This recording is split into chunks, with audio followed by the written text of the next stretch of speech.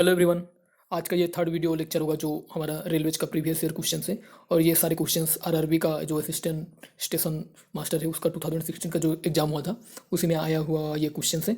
और ये क्वेश्चंस के आंसर के साथ साथ मैंने जो फ्यूचर एग्जाम्स के लिए जो भी इंपॉर्टेंट फैक्ट्स होंगे या इंपॉर्टेंट जो उसके रिलेटेड कोई भी एक इन्फॉर्मेशन होगा उसको मैंने इस पे ऐड किया है। और ये ऐसा नहीं है कि ये क्वेश्चंस खाली आरआरबी के लिए यूजफुल होगा, ये आपके जितने भी कॉम्पिटिटिव एग्जाम हैं जहाँ पर जनरल स्टडीज आता है वहाँ पे ये डेफिनेटली आपको हेल्प करेगा।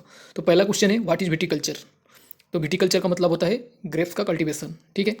विटीकल्चर और एक विनीकल्चर होता है। ये विनीकल्चर क्या होता है, हम वाइन प्रोडक्शन जो करते हैं उसको हम प्रोसेस जो होता है वाइन प्रोडक्शन का उसको हम विनीकल्चर कहते हैं। विटीकल्चर है कल्टीवेशन ऑफ ग्रेप्स और ग्रेप्स से वाइन बनता है, तो वो विनीकल्चर जो होता है वो उसी ग्रेप्स से वाइन बनाने का जो प्रोसेस होता है उसको विनीकल्चर बोलते हैं, ठीक है।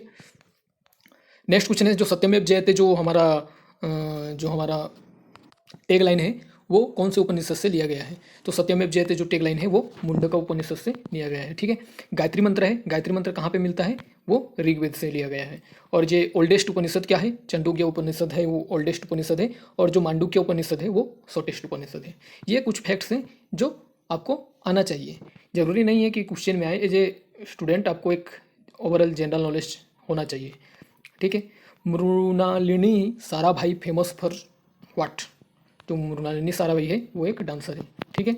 और इम्पोर्टेंट जो कुछ कुछ डांसर हैं उनका और कौन कौन है, इंडिया का जो वर्ल्ड फेमस डांसर हैं वो एक उदय शंकर हैं जिनको father of modern dance in India बोला जाता है, ठीक है। इनका नाम याद रख लेना, नाम दे देगा कि ये कौन है।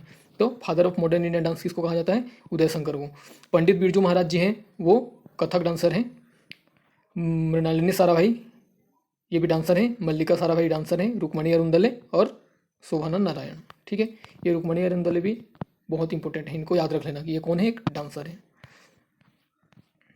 Smallest continent of the world, दुनिया का सबसे छोटा कॉन्टिनेंट कौन सा है, ऑस्ट्रेलिया। सबसे बड़ा कौन सा है, एशिया। बिगेस्ट कॉन्टिनेंट है एशिया, ठीक है, सभी को पता होगा।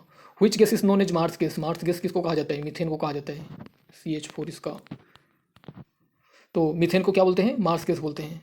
मार्स गैस किस लिए मीथेन को मार्स गैस बोला जाता है, क्योंकि जो मीथेन गैस होता है वो मार्सी प्लेसेस में पाया जाता है। जैसे कि वेटलैंड हो गया, वेटलैंड जैसे जहाँ पे पानी वानी जमा हो गया बहुत दिन के लिए, वाटर लॉगिंग हो गया उस जगह पे, उसको हम मार्सी लैंड बोलेंगे। और मार्सी लैंड में ही मीथेन गैस पाया जाता है, इसलिए मीथेन को मार्स गैस कहा जाता है, ठीक है। What is the name of first satellite for moon. Moon के लिए पहला जो सैटेलाइट सेंड किया गया था उसका नाम क्या है, स्पुतनिक 1। और ये रसिया के द्वारा, रसिया तो नहीं बोलेंगे हम, इसको बोलेंगे USSR, जो सोवियत रूसिया था उसने भेजा था। पेंसिलियम किसने डिस्कवर किया था, ये बहुत ही इंपॉर्टेंट क्वेश्चन है, ये एवरग्रीन क्वेश्चन है। हमेशा जो एक कुछ कुछ क्वेश्चन होते हैं जो आज से 50 साल भी एग्जाम होगा तो भी वो क्वेश्चन आने का उसका पूरा पूरा संभावना है। तो पेंसिलियम का डिस्कवरी किसने किया था, अलेक्जेंडर फ्लेमिंग। उसी तरह एक फेमस चीज़ है रेडियम, जो मैडम क्यूरी हैं, मैडम क्यूरी, इन्होंने डिस्कवर किया था रेडियम को। जो पोटासियम नाइट्रेट है उसको इंडियन सल्टपीटर बोलते हैं। ये जिसने NCERT पढ़ा होगा 12th क्लास का केमिस्ट्री का उसको पता होगा। पोटासियम नाइट्रेट है उसको इंडियन सल्टपीटर बोलते हैं। और सोडियम नाइट्रेट जो है ये है पोटासियम नाइट्रेट, इसको बोलते हैं इंडियन सल्टपीटर। और सोडियम नाइट्रेट NaNO3 इसको बोलते हैं चिली सल्टपीटर।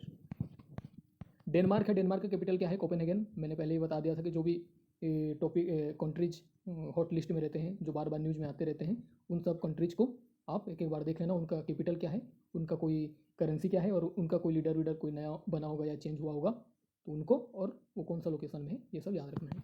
इंटरनेशनल योगा डे कब है, 21 जून को होता है। और 2021 का जो थीम था वो था योगा फॉर वेलनेस, बहुत इंपॉर्टेंट है ये। First Indian women to win medal in Asian games.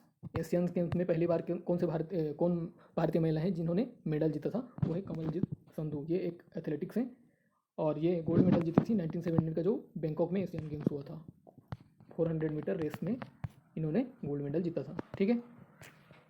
Which year Rabindranath Tagore got Nobel prize. Rabindranath Tagore हैं वो 1913 में इनको गोल्ड नोबेल प्राइज मिला था। और किसके लिए मिला था, गीतांजलि जो उनका एक रचना है उनके लिए इनको नोबेल प्राइज मिला था।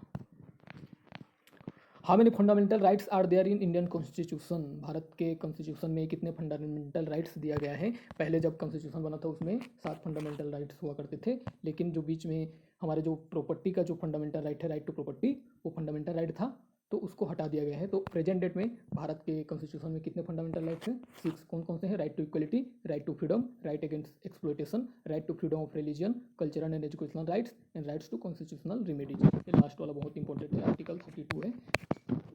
राइट टू कॉन्स्टिट्यूशनल रेमेडीज का मतलब ये होता है कि आपका अगर फंडामेंटल कोई भी राइट वायलेट हुआ तो उसका कंप्लेन या बोले आप उनको सीधा चैलेंज कर सकते हैं सुप्रीम कोर्ट में।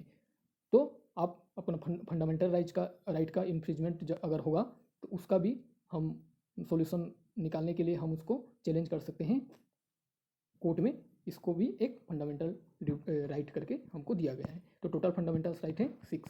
फंडामेंटल ड्यूटीज कितने हैं? 11।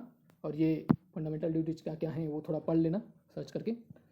Second largest country in the world, दुनिया का सबसे दूसरा बड़ा देश कौन सा है? कनाडा। पहला सभी को पता होगा वो है रसिया।